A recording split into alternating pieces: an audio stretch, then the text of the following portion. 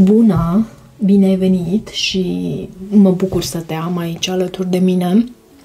Ești curios sau curioasă să afli ce discută în spatele ușilor închise despre tine lumea din jurul tău?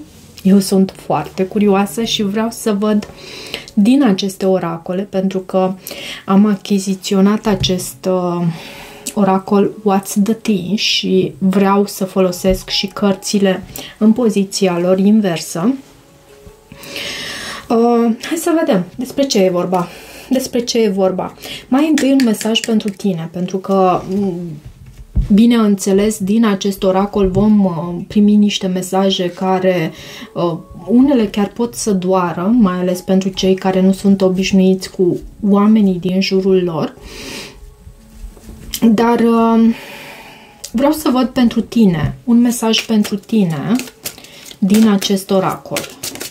Acest mesaj, această citire, cred că am să o fac publică imediat ce o voi încărca pe YouTube. Ce trebuie să știi tu aici? Ce trebuie să știi tu aici? Angajament. Văd că lucrurile devin din ce în ce mai serioase și este cineva care este un spion aici. Cineva cu o lupă, e cu lupa pe tine. Cineva are ochii pe tine.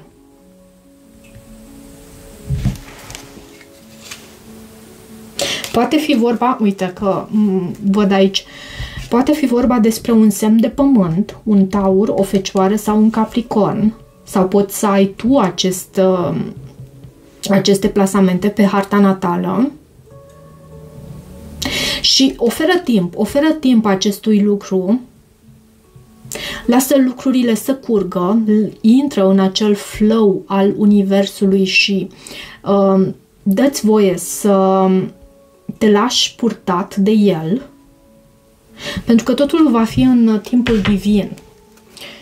Da, știi ce vreau? Înainte, uite, a venit și lumea și a venit întoarsă. Poate este în legătură, pentru că voiam să cer o carte de clarificare, poate că este în legătură cu acest angajament, ceva încă nu este încheiat în legătură cu acest angajament, ceva este incomplet, poate ai sentimentul de goliciune, de izolare, de dezamăgire, poate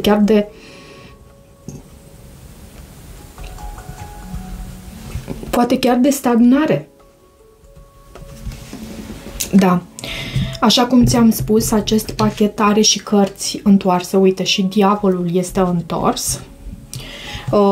Diavolul, bineînțeles, poate să vorbească despre a depăși o anumită adicție, despre a te elibera, poate din acest angajament, despre independență, despre a prelua controlul. Poate că despre asta este vorba cu acest angajament. Hai să vedem ce vorbesc cei din jurul tău și poate că sunt oameni care într-adevăr te urmăresc și urmăresc faptul că există ceva incomplet aici cu acest angajament. Există o stagnare sau ceva care nu e terminat. Ce spun cei din jurul tău și ce vorbesc ei despre tine? Consideră că ai probleme cu banii? Poate te văd ca fiind respinsă. Da, poate, nu știu cum au aflat cei din jurul tău, dar veștile circulă foarte repede și se pare că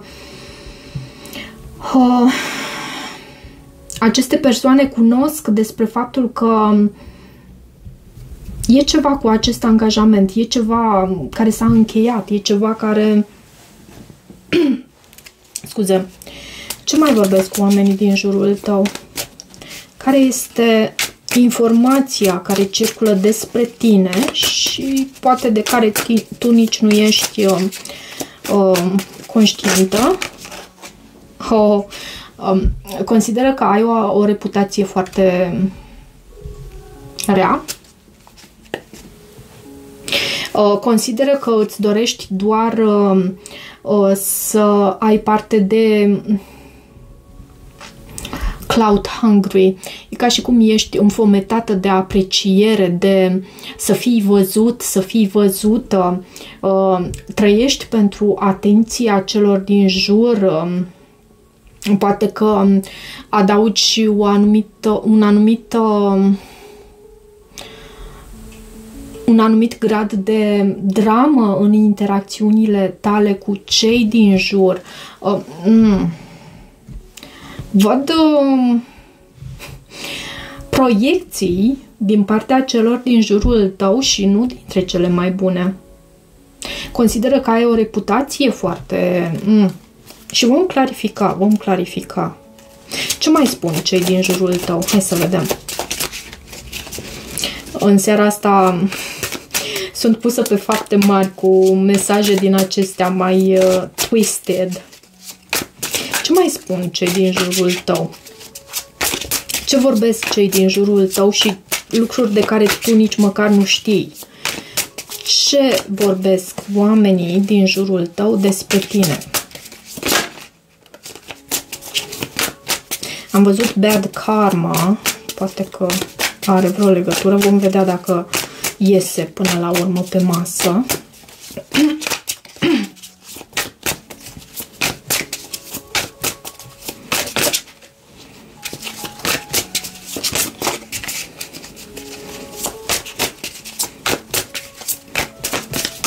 Nu vor? Nu mai vor să mai spună? Cred că au spus suficiente, nu? Cărțile până acum. Suficiente lucruri. Și uite că a venit ego.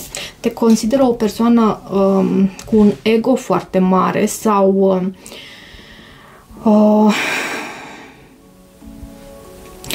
consideră că lași ego-ul tău să intervină în relațiile tale, că ai un ego rănit, iarăși poate fi.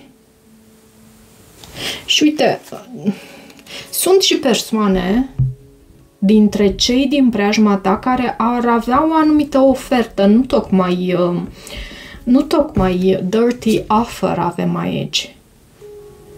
O persoană care urăște fericirea în care tu trăiești, happiness hater. Consideră că îți irosești timpul sau își irosește ea timpul urmărindu-te și vorbind despre tine și o persoană limitată văd aici, dar și bântuită de amintiri și anumite flash-uri cu tine. O persoană care a trăit, și poate nu neapărat flash-uri cu tine, cât anumite flash-uri din viața personală care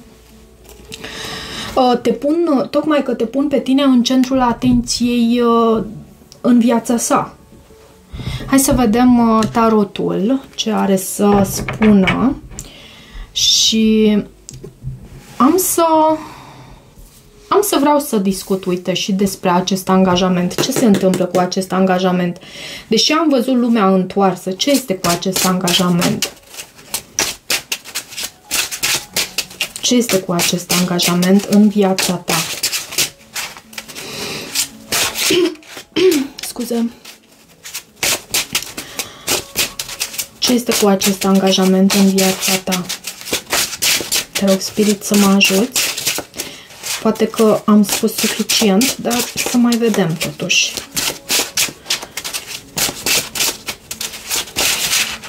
Ups, aceste cărți amestecă atât de greu. Sunt frumoase, nimic de zis, dar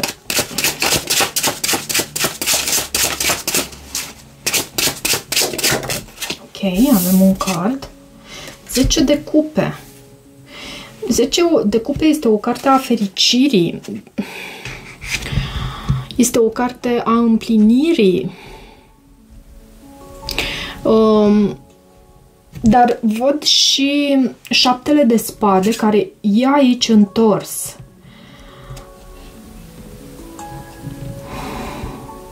Sunt persoane care, nu știu, dacă ești într-un angajament serios, într-o anumită căsnicie, pentru că văd și justiția aici, sunt persoane care analizează și sunt cu lupa pe această căsnicie a voastră, pe acest parteneriat al vostru, pe această fericire a voastră familială, din familie. Și văd și faetonul întors. Aceste persoane fie și-au pierdut ele controlul și nu mai disting între viața lor și ceea ce înseamnă viața ta, sunt mult prea băgăcioase, fie consideră că tu ai pierdut controlul aici. Și de ce? Hai să vedem aici. De ce acest broke ass? Asul de monede este o carte care vorbește despre bani. Dar avem și cinciul de monede. Cinciul de monede a venit întors. Poate să vorbească despre sărăcie chiar. Cumva aceste persoane consideră că nu înțeleg felul în care tu îți câștigi banii. Văd și regina de monede și a venit și ea tot întoarsă. Poate te văd ca fiind o persoană care este și manipulatoare pentru felul în care își cheltuie banii, are anumite probleme financiare și în același timp cred că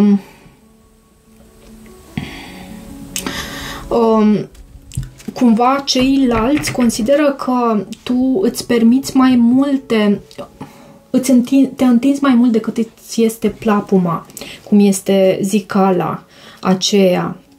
Cam asta văd aici. Consideră că te întinzi mai mult decât îți este plapuma și despre asta vorbesc aceste persoane din jurul tău.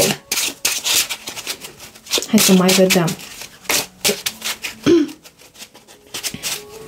De ce acest card aici?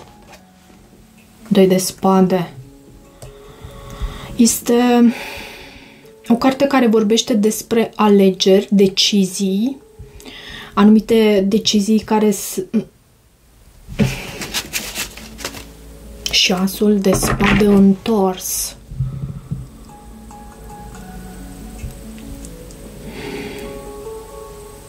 Eu cred că există o anumită lipsă de comunicare între tine și aceste persoane, în sensul că tu nu spui chiar tot. Nu spui chiar tot și poate că bine faci, pentru că aceste persoane sunt destul de mult băgăcioase în viața ta și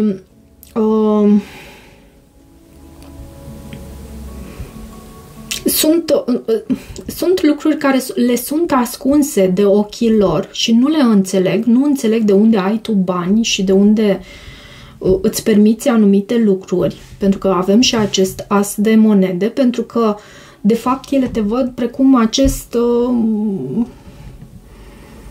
personaj cu portofelul gol, fără niciun ban. De unde îți permiți tu aceste lucruri? Și de ce? De ce la tine?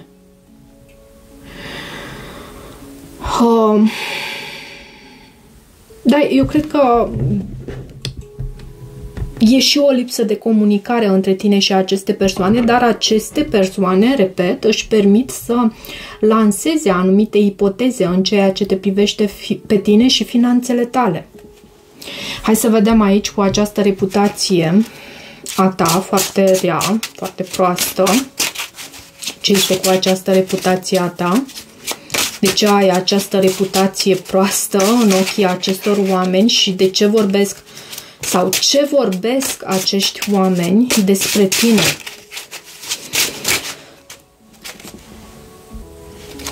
Hai să vedem. Ce vorbesc? 9 de bute și a venit întors. Te văd ca o persoană care... Sau ce vorbesc aceste persoane, că nu știu dacă așa te văd. Din răutate, probabil își spun că, de fapt, ești o persoană care nu este foarte ambițioasă, care în același timp este blocată Tu văd și acest card steaua și a venit și acesta întors. A venit și cartea steaua întoarsă. Văd că la aceste persoane vorbesc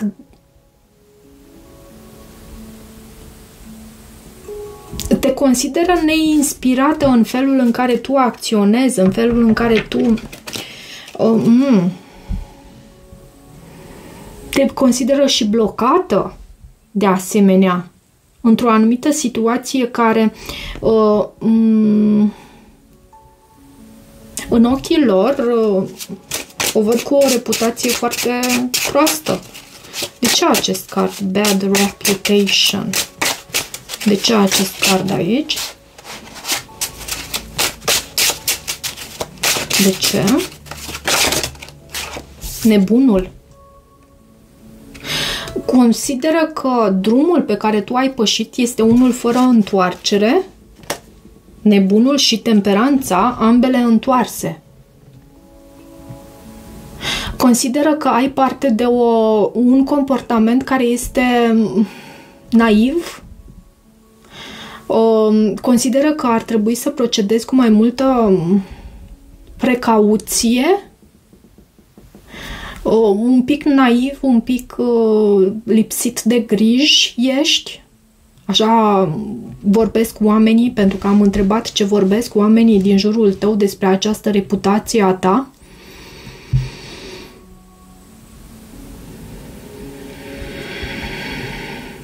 Poate că există, aceste persoane spun că există o lipsă de echilibru în viața ta, că mergi la extreme, că ești o persoană care nu are foarte multă răbdare cu cei din jurul său. Da, ce energie! Aproape că îmi vine să delete, să șterg acest mesaj, dar am să-l las totuși, pentru că e necesar să privim ca pe ceva fun, așa, până la urmă. E părerea lor, e opinia lor, asta e, sunt și oameni astfel care proiectează asupra noastră astfel de energii și să știți că dacă nu suntem atenți, chiar ne pot afecta. Aceste energii, aceste proiecții ale acestor oameni chiar ne pot afecta. Și hai să vedem ce este cu acest ego rănit. Ce este cu acest ego rănit? Poate că aceste persoane consideră că ai un ego foarte mare și de asemenea ego-ul tău stă în calea bunei funcționări a relațiilor cu cei din jur. Da, uite, steaua întoarsă. Steaua, în poziția sa normală, vorbește despre speranță. În poziția aceasta, lipsă de speranță. Cumva, și poate că aceste persoane consideră că ești și ușor depresivă. Poate că aceste persoane sunt persoane chiar din familia ta, unele, și vorbesc aceste lucruri și împrăștie astfel de vorbe. Văd și turnul aici. De ce steaua și acest ego rănit în ceea ce vorbesc? Sau, uite cum mai poate fi, posibil ca aceste persoane, unele chiar din familia ta, cu aceste persoane tu să fii încheiat ceva anume și să se simtă rănite și să arunce cu tot soiul de vorbe. Ce vorbe? Ce fel de vorbe? Hai să vedem despre ce e vorba aici. Ce vorbe? Ok. Pajul de bâte și a venit întors.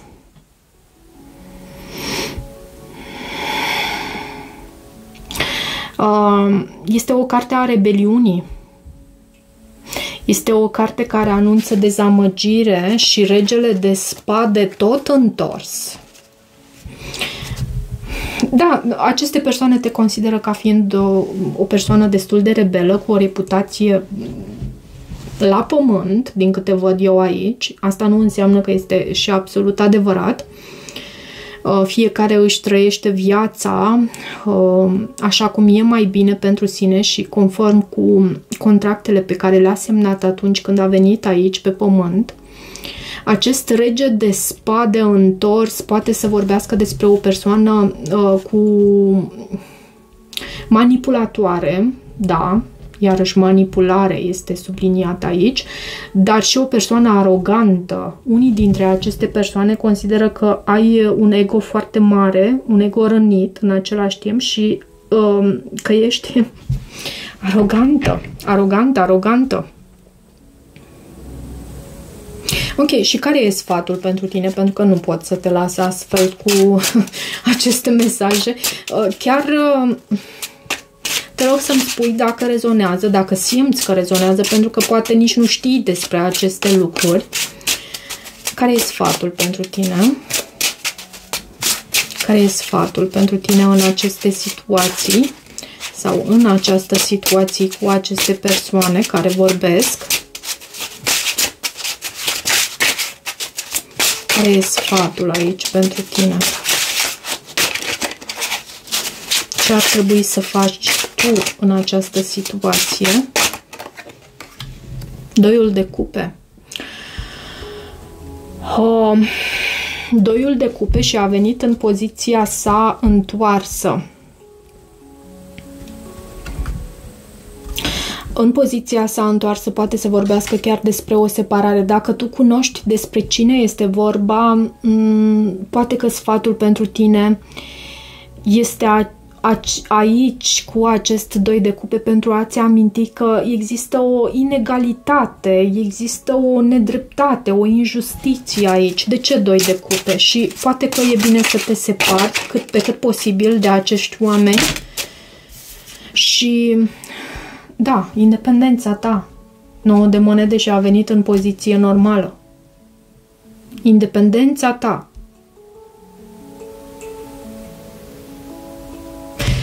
Acesta este sfatul pentru tine, să îți alegi independența ta, să muncești pentru finanțele tale, iarăși pentru familia ta, să dai dovadă de vulnerabilitate doar cu cei apropiați, de vulnerabilitate autentică, vorbesc aici. Pentru că a venit acest 7 de spade întors și 7 de spade întors poate să vorbească despre deschidere, vulnerabilitate, adevăr, a fi autentic. Cam asta văd aici. Am să încarc cât de repede pot această citire pe platforma YouTube și am să te rog să-mi lași un feedback aici pentru a vedea cum rezonează, pentru că este o citire cum nu prea am mai făcut, cel puțin eu nu țin minte și nici nu am avut acest oracol, de-abia l-am primit. Aceste cărți toate sunt noi și asta și datorită vouă. Dacă rezonezi cu acest mesaj, nu uita să te abonezi canalului, să mai treci pe aici, să-mi lași o apreciere și un feedback al tău. Poți să devii membru al acestui canal, poți să mă contactezi de asemenea pentru citiri private, găsești detalii în descrierea videoclipului. Eu îți mulțumesc și toate bune!